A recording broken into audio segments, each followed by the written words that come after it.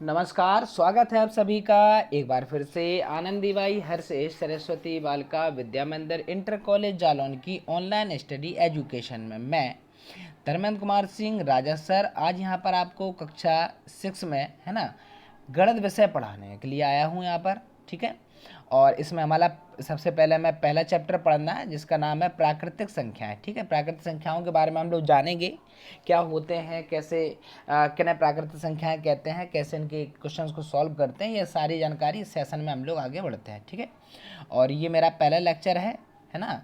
उम्मीद करेंगे कि आप लोगों को बहुत अच्छे से समझाएं ताकि आप लोगों को घर बैठे आपकी ऑनलाइन एजुकेशन चलती रहे। ठीक है, चलिए चलते हैं अपने सेशन की ओर। और सबसे पहले हमारा पहला चैप्टर है ना प्राकृतिक संख्याएं। ठीक है, प्राकृतिक संख्याएं जिन्हें हम लोग इंग्लिश में कहते हैं नेचुरल नंबर्स। सबसे पहले हम जानेंगे कि आखिर ये होती क्या है। ठीक है, जैसे कि यहाँ पर परिभाषा हमने आपको दी है कि गिनने के लिए साधारण सी बात है कि हम जब काउंटिंग करते हैं, किसी चीज़ की गिनती करते हैं, तो जिन संख्याओं का प्रयोग किया जाता है उन्हें हम लोग या तो गणन संख्याएं कहते हैं या फिर उनको हम लोग कहते हैं बेटा प्राकृतिक संख्याएं। ठीक है, मान लीजिए हमने कोई बॉल लेने गए, बैट लेने गए, संख्या में हमने पूछी कितने बॉल लिए, कितने बैट लिए, तो आपने बोले सर 1 लिया या 2 लिया या 3 लिया।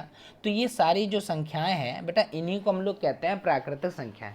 ठीक है, उम्मीद है कि आपको समझ में आया होगा। एक बार फिर से समझिए, ऐसी संख्याएं जिनका प्रयोग गिनने के लिए किया जाता है, किन के लिए किया जाता है, गिनने के लिए, है ना। जिन संख्याओं का प्रयोग करते हैं बेटा उन सबको बेटा हम लोग कहते हैं या तो गणन संख्याएं कहते हैं या फिर उनको बेटा हम लोग कहते हैं प्राकृतिक संख्याएं। ठीक है, अब इसके बारे में कुछ जानकारी आपको होनी चाहिए क्या कि एक जो होती है वो सबसे छोटी पहली प्राकृतिक संख्या होती है। बोले सर ये बता क्यों रहे हैं बेटा, यहाँ ऑप्शनल आपसे क्वेश्चन पूछ लिया जाता है। क्या क्वेश्चन पूछ लिया जाता है कि प्राकृतिक संख्याओं में सबसे छोटी प्राकृतिक संख्या कौन सी होती है। तो आपको याद रखना है कि जो एक होता है, क्या होता है बेटा, एक, है ना, ये सबसे पहली, है ना, वह छोटी प्राकृतिक संख्या होती है। ठीक है, अच्छा यहाँ पर और ध्यान रखें जरा, कुछ नोट्स आपको यहाँ पर दिया जा रहा है कि किसी प्राकृतिक संख्या के ठीक, है ना, बाद वाली जो प्राकृतिक संख्या होती है, जैसे मान लो 7 लिखा है, ठीक है, 7 को हमने कहा प्राकृतिक संख्या है। ठीक है,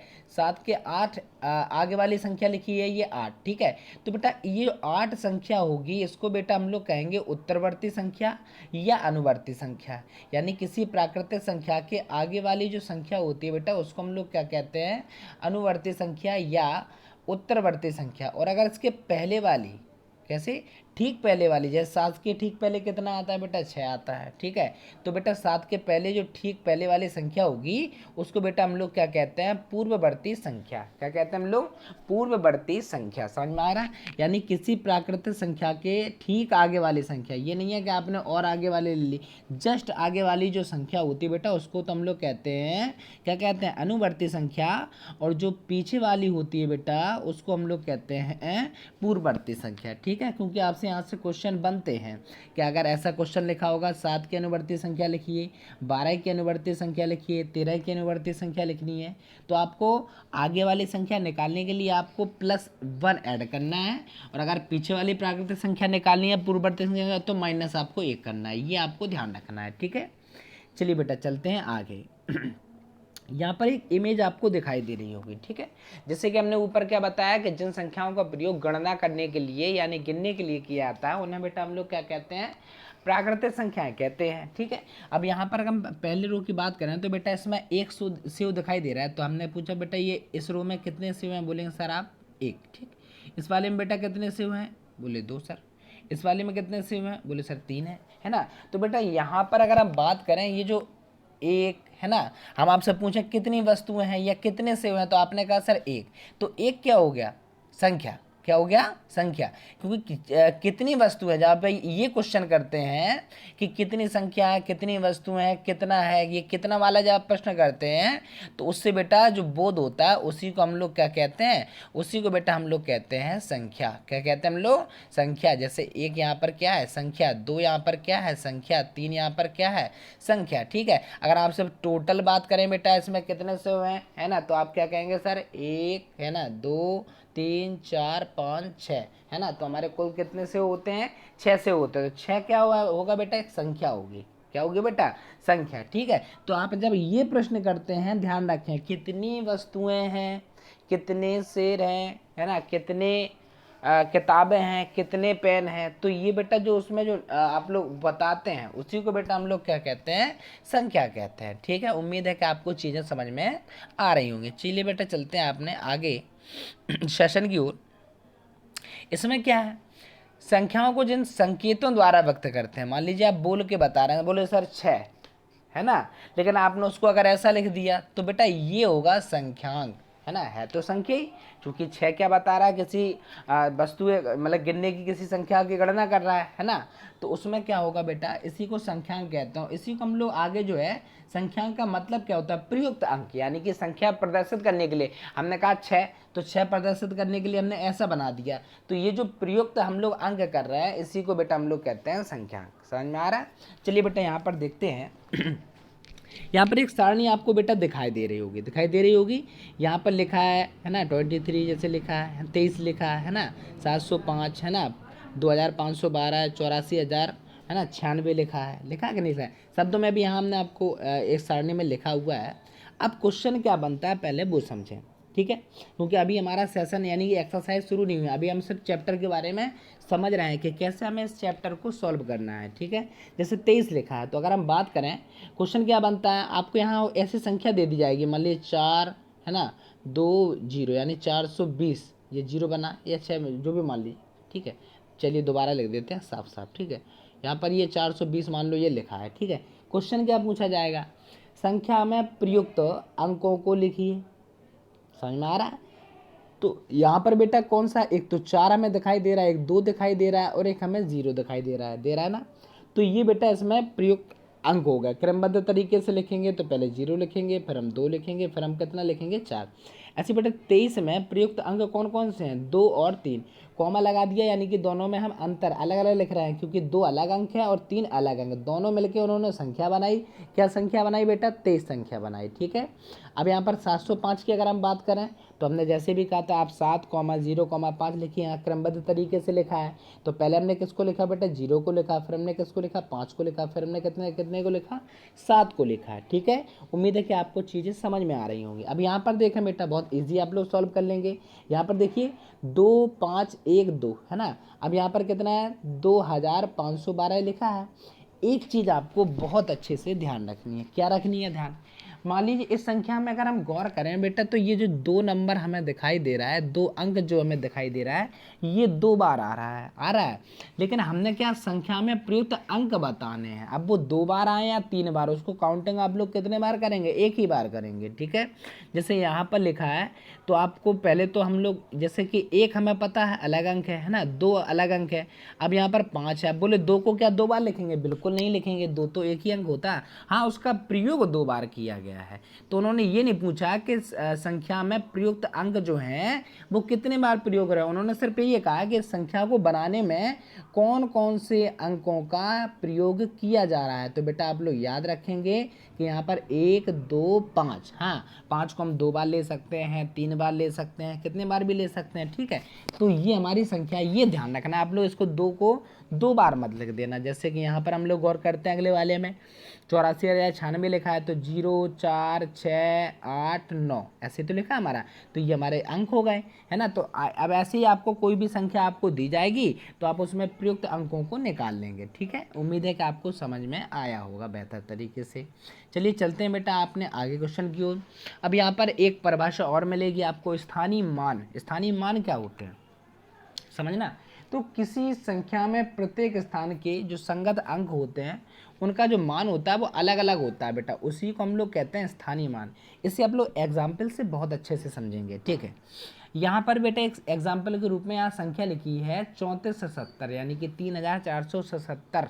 ठीक है, संख्या आपको लिखी है, यहाँ पर क्वेश्चन ये पूछा जा रहा है कि 7 के स्थानीय मान अलग अलग बताइए। ठीक है, तो आपने ये पिछली कक्षाओं में सॉल्व किए हैं, यानी कि जब आप 6 से पहले जिन कक्षाओं में पढ़ चुके हैं, 5 में 4 में, तो वहाँ पर ऐसे प्रश्न थे। ठीक है, तो यहाँ पर मान लीजिए हमें, है ना, यहाँ पर लिखा 3 4 7 7। ठीक है, सबसे पहले ये इकाई का अंक होता है, ये दहाई का, ये सैकड़े का, ये हज़ार का, ऐसे तो होता है हमारा कि नहीं होता है। ठीक है, तो यहाँ पर हम लोग क्या करेंगे, ये जो पहला वाला 7 है तो इसको तो 7 ही लिखेंगे, यहाँ पर दूसरा वाला 7 है 7, उसके बाद कितना अंक दाई का है ना, तो इसको लिखेंगे 0। यानी पहले वाले जो अंक है 7 है ना, पहला वाला जो 7 है उसका तो बेटा स्थानीय मान है 7, और दूसरे वाले का स्थानीय मान कितना हो गया 70। ठीक है, ऐसे देखो यहाँ पर लिखा हुआ है, क्या लिखा हुआ है, देखो यहाँ पर सॉल्व करके दिया है 3000, यानी कि जैसे 3 लिखा है ना, इसके बाद जितने अंक होते हैं उतने 0 लगाते हैं बेटा हम लोग, 3 4 7 7।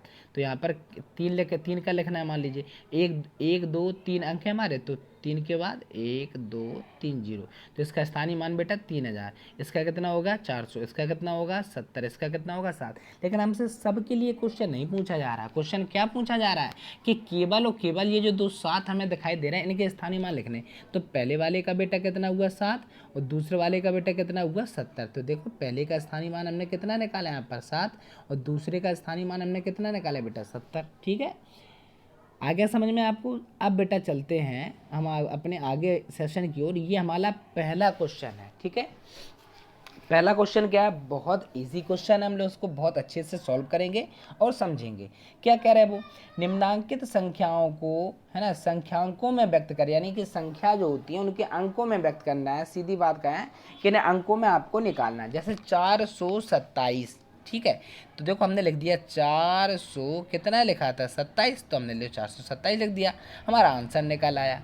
दूसरा क्या कह रहा है वो आपका 3501, कितना कह रहा है वो 3501। लीजिए हमारा दूसरा प्रश्न सॉल्व हो गया। इसका दूसरा 3501 सीधा लिख दिया हमने।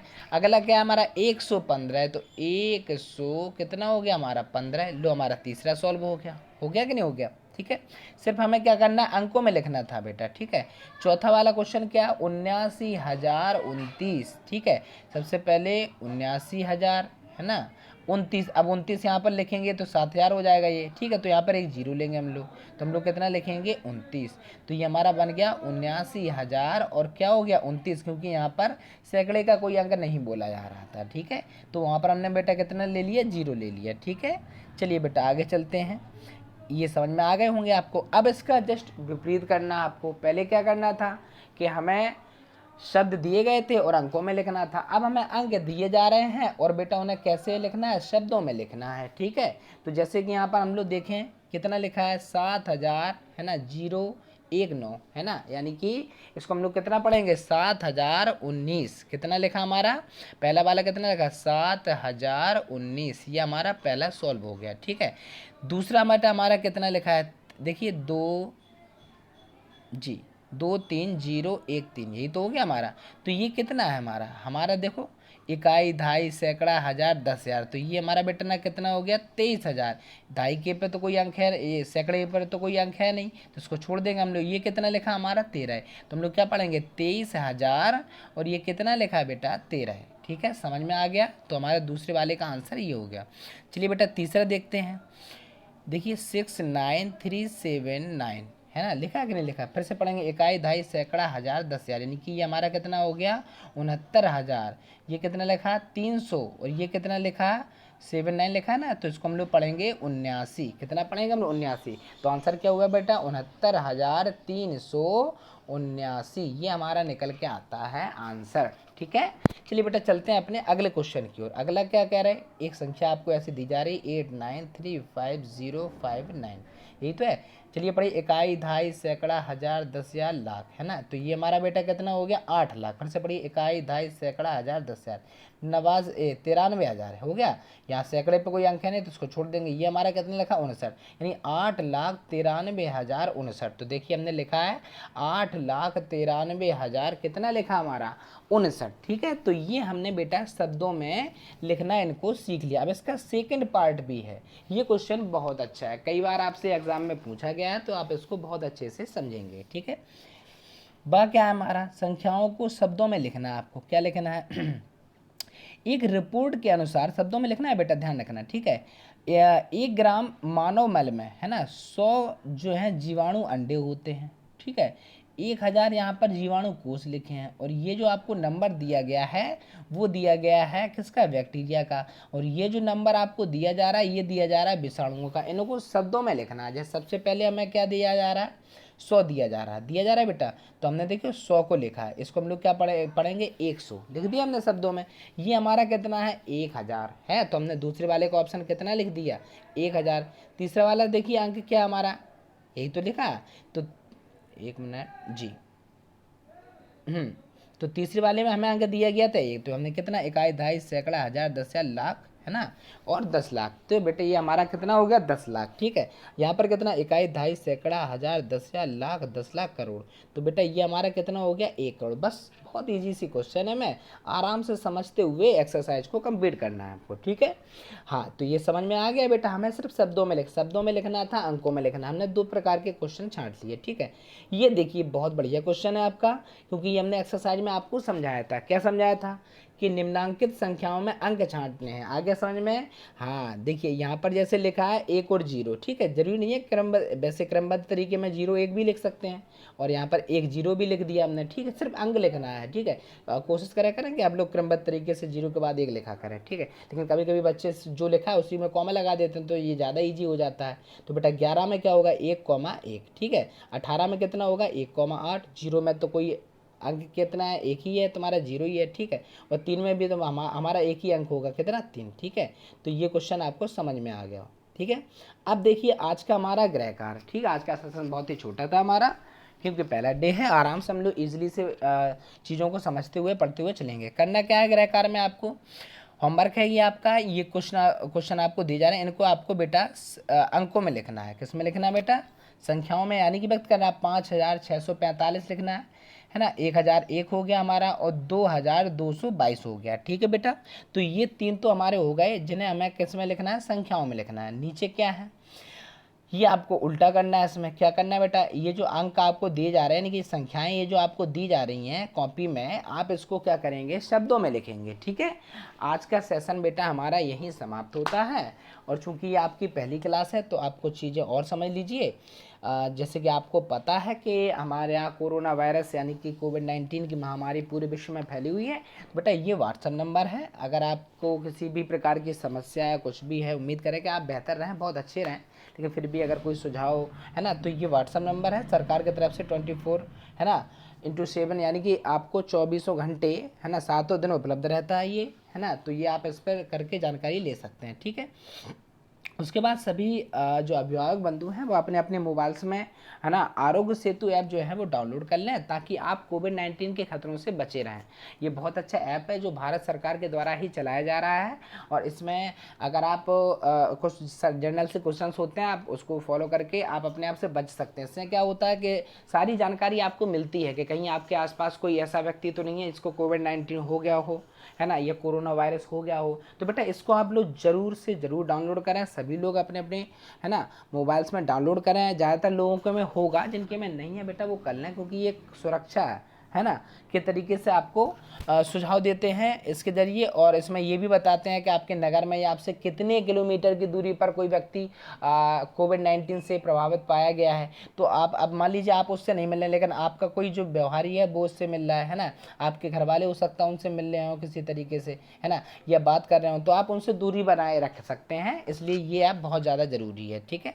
चलिए बेटा, कुछ अफवाह जो इस समय फैली हुई हैं वो भी आप लोग जान लीजिए। क्या जान लीजिए कि यहाँ पर कुछ चल रहा था कि मुझे अपने पालतू जानवर से कोविड-19 का संक्रमण हो सकता है। ऐसी अफवाह है कि जानवरों को, जो बहुत से लोग, आपको पता है कि कोई कुत्ता पालता है, कोई बिल्ली पालता है। आखिर हम लोग किसी प्रधान क्षेत्र से हैं, है ना, गाँव के जो लोग हैं, भैंसे हैं, कई प्रकार के जानवर हैं, बकरियां भी रहती हैं उनके यहाँ। तो सच क्या है, गवर्नमेंट ने कहा है, देखिए वैसे हांगकांग में कुत्ते में संक्रमित होने की सूचना पाई गई कि वो कोविड-19 में से प्रभावित है, लेकिन अभी तक ऐसा कोई सबूत नहीं मिला जिसमें ये पता चले कि कुत्ता, बिल्ली, पालतू जानवर से कोविड-19 का संक्रमण फैल सकता है। यानी कि उनको हो तो सकता है ना, जैसे ह्यूमन टू ह्यूमन यहाँ पर फैला। मान लीजिए किसी व्यक्ति को, किसी मनुष्य को यहाँ पर क्या है कोविड-19 से प्रभावित है वो, और उसको कोविड-19 है ना, तो जरूर वो अगर किसी को छूता है तो बेटा संक्रमण फैलता है, उसको भी हो सकता है, ठीक है। लेकिन यहाँ पर अभी कोई ऐसी रिसर्च सामने नहीं आई है जिसमें ये कहा जा सके कि जानवरों से इंसानों में कोविड-19 फैल सकता है, यानी कोरोना वायरस फैल सकता है। तो बेटा ऐसी अफवाहें बिल्कुल ना आप लोग बिल्कुल ना पढ़ें। अभी कोई ऐसी रिसर्च नहीं है जो ये कहे कि पेट एनिमल यानी कि जो आपके पालतू जानवर हैं उनसे कोरोना वायरस फैल सकता है, ठीक है, ऐसा नहीं है, ठीक है। ठीक है। तो बेटा आप लोग आज के लिए सेशन में हमारा इतना ही है, और उम्मीद करेंगे आप लोग घर ही में अपने अपने सुरक्षित रहें और घरों से ही पढ़ाई करें, और जो भी काम है ना, उसको बहुत अच्छे तरीके से करें। इसकी आप लोग कॉपी बना लेना। और हाँ, एक चीज़ और, अगर आपको यहाँ पर वीडियो प्ले नहीं होती है तो आप RS group of education by Raja sir आप यूट्यूब पे जाके सर्च कर सकते हैं, वहाँ पर आपको ये लेक्चर आपको मिल जाएगा। ठीक है, धन्यवाद।